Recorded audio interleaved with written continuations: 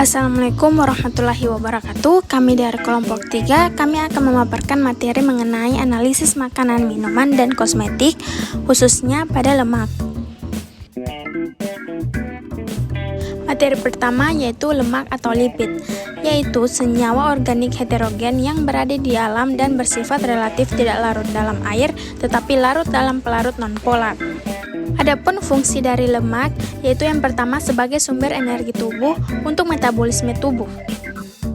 Fungsi kedua yaitu sebagai komponen struktural membran sel. Dan yang ketiga sebagai komponen pembentuk insulator untuk mengurangi penurunan panas pada tubuh. Yang keempat sebagai komponen pembentuk hormon dan vitamin yang larut dalam lemak. Kemudian ada pembagian lipid. Yang pertama yaitu lipid sederhana, di mana suatu bentuk ester yang mengandung C, H, dan O yang apabila dihidrolisis akan menghasilkan asam lemak dan alkohol. Yang kedua lipid majemuk, yaitu ester asam lemak dan alkohol yang mengandung gugus lain. Dan yang ketiga lipid turunan, ialah hasil hidrolisis kelompok lipid terdahulu. Kemudian ada uji kualitatif lipid. Yang pertama yaitu tes kelarutan. Uji kelarutan dapat dilakukan dengan melarutkan sampel yang mengandung lipid dalam pelarut polar dan nonpolar.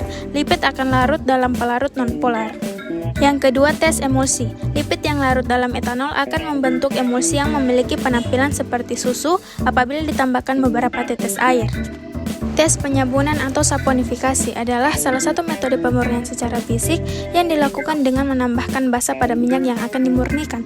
Proses pembentukan sabun atau saponifikasi ini menghidrolisis lemak atau minyak dengan menggunakan basa.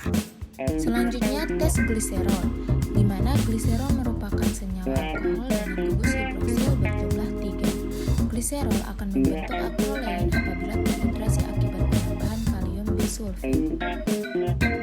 Dan yang kelima yaitu tes Lieberman-Bouchard. Tes ini akan memberikan warna hijau gelap pada sampel lipid yang mengandung kolesterol.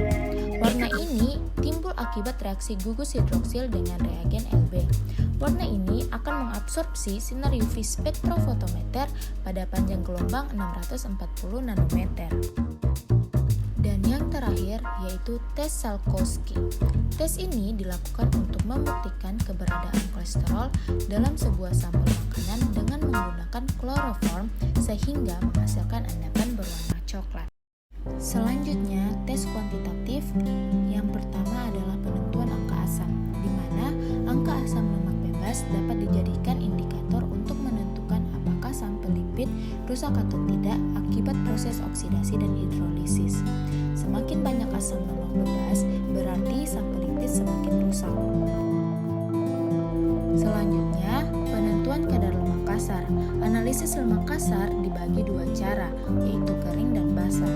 Analisis secara kering mengharuskan sampel tidak boleh mengandung kadar air tinggi, sehingga menggunakan pelarut yang tidak menyerap air pula agar bereaksi dengan sampel. Sedangkan analisis secara basah mengharuskan sampel harus mengandung kadar air yang tinggi. Lipid tersusun dari asam-asam lemak. Asam lemak terdiri dari asam lemak jenuh dan asam lemak tak jenuh. Asam lemak jenuh adalah asam lemak yang tidak memiliki ikatan lengkap pada rantai karbonnya. Sedangkan asam lemak tak